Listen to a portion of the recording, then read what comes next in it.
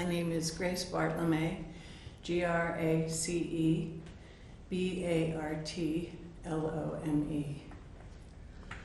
Grace, what was your relationship to Paul? I was his wife. How long were y'all together? Over 30 years. Did you prepare a statement to read for the court? I did. Go ahead. I thought I'd be standing, so. Your Honor, I am standing or sitting before the court to share the impact of the sudden and untimely death of my beloved husband, Paul Reed Pierson, the loving father to my son, Keenan, and my life partner for over 30 years. To say this event has been devastating to my life and that of my family's life is an understatement.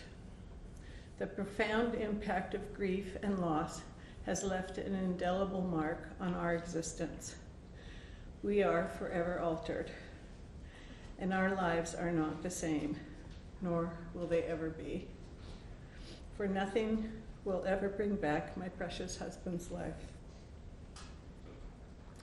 Losing a life partner of over 30 years is a loss that cannot compare to many others.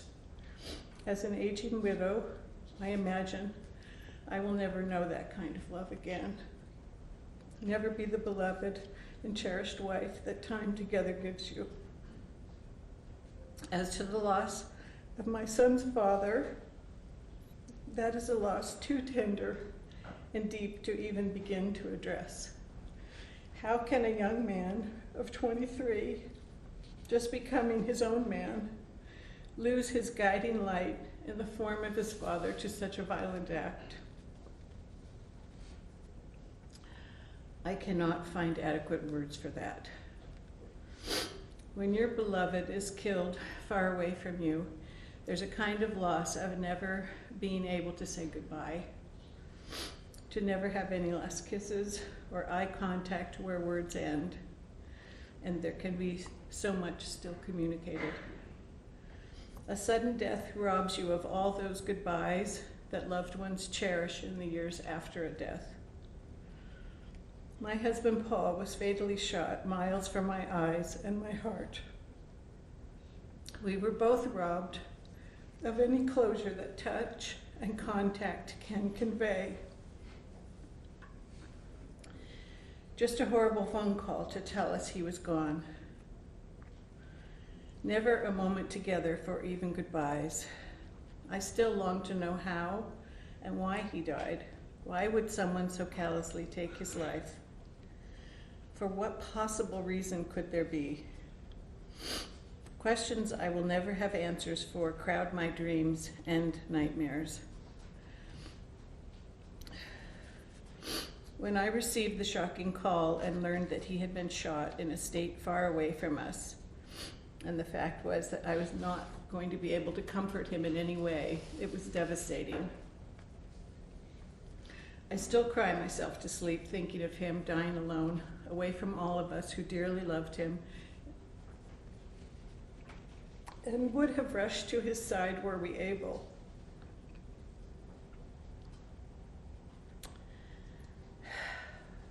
The most difficult thing for me to imagine is my beloved suffering.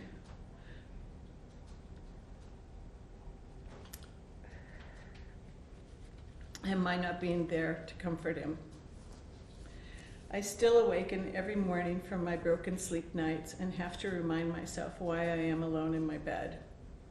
I weep daily, wondering why my husband is not there, holding me and growing old with me. Why I will never hear his laughter again, or his funny sense of humor making me laugh. Why am I alone? I have to force myself to get up and try to engage with the world again, to live somehow, if not for myself, for my son. We used to love to dream of our retirement together.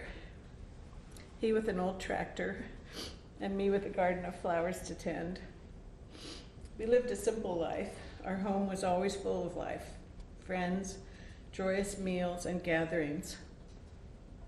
Since my husband's murder, I now live in a small senior affordable studio with 8 moves since his death.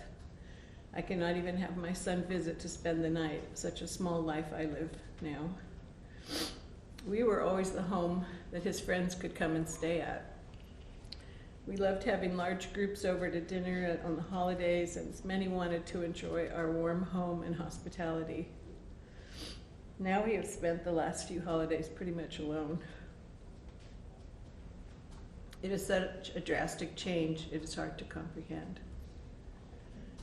That's a bit of how this has impacted me, and how it has greatly impacted our son as well. But there were so many affected by this death. Not just us, his immediate family, but all of our extended family as well. For Paul was bigger than life in so many ways. He was the one to whom everyone could turn to get help. His great knowledge base and kind and helpful nature meant that anyone and everyone could approach him for help with cars and trucks, motorcycles, or any mechanical device, and he would stop and help them figure it out. Even telephone consults were common, as so many people relied on him to help solve any issue they had. At his memorial, he was summed up as the true Good Samaritan, as many recounted the numerous ways he had helped them in their time of need, be it fixing a car or finding the right one to buy. He was everyone's first call for all mechanical needs. He loved teaching, whether it be welding or changing tires or even brakes. He had the patience of a saint, and he would not leave until the vehicle ran again or he had solved its issue. He loved helping people understand the world of mechanics, where he had played easily since his teenage years. I love the story of him coming upon a broken down Sprinter van in Utah with a band of 15 mariachi musicians from Mexico on their way to a concert. Their diesel engine required a part, which he took off his own truck to help get them back on the road, knowing his truck could make it to the next truck stop without it. He was just that kind of man. Take his own shirt off to give another. He would always help anyone in need if he could, quietly and selflessly. I only learned about the band when I found the CD they gave him in his truck. Then the story came out. He was just that way, humble, kind, and fiercely loyal, which makes his death so much harder to comprehend. Paul was a friend to all and a helper to any in need. One of the hardest parts of my healing is to try to imagine why someone could not let him live. Why was his life so expendable? In closing, I want to reiterate that my husband was also my best friend, my confidant, and the love of my life. And 30 years wasn't nearly enough time together. And we had many dreams we were still aspiring to in our life together, and many years left to enjoy making more memories. His loss has been something that I will never fully recover from. My life has a sorrow about it that cannot be lessened by anything outer.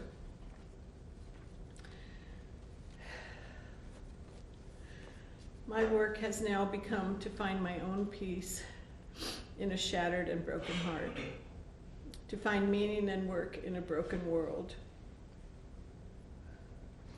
I have always believed in and worked for social justice, and I believe in restorative justice too. I hope that in the time remaining in my life, and in all of our lives that have been so devastated by these senseless murders, that some sense of peace can be found. May our hearts heal. And as a society, may the true value of a life return to its sacred place, and gun violence against another person become a horror of the past. As a hospice nurse for many years of my life, people think of me as an expert on death and dying. What I've really learned is the true value of a life and the sanctity of it. and the total precious nature of each breath and each moment that we are here.